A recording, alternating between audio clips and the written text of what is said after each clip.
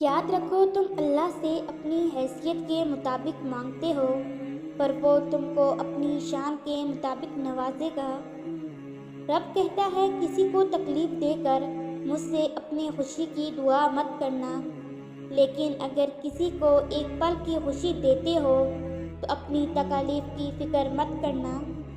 ہم اپنے مالک کے کرشموں کو کبھی نہیں سمجھ سکتے۔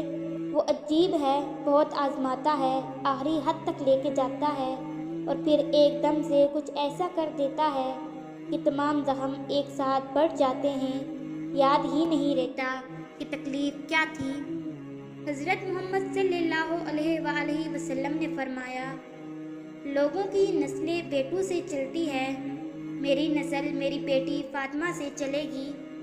طوفان آنا بھی ضروری ہے زندگی میں، تاکہ پتہ چلے کون ہاتھ پکڑ کر بھاگ رہا ہے اور کون ہاتھ چھوڑ کر۔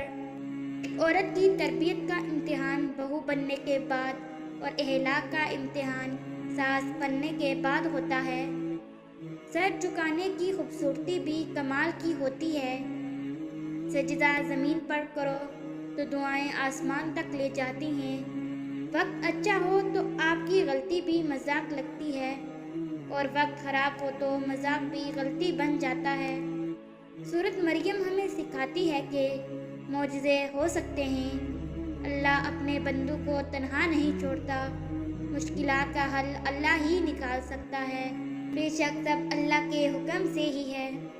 کرکٹ ماحول دیکھ کے رنگ بدلتا ہے اور انسان موقع دیکھ کر اپنی بیوی کو راضی اور خوش رکھو، کیونکہ قیامت کے دن وہ تمہارے حق میں گواہی دے گی۔ کسی کے صبر کو اتنا مت آزماؤ کہ وہ صبر کو ختم کرنے کے بعد سب کچھ ختم کر دے۔ نبی کریم صلی اللہ علیہ وآلہ وسلم نے فرمایا، سفید کپڑے پہنو کہ یہ زیادہ پاکیزہ اور عمدہ لباس ہے۔ وقت سب کو ملتا ہے زندگی بدلنے کے لیے، لیکن زندگی دوبارہ نہیں ملتی وقت بدلنے کے لیے۔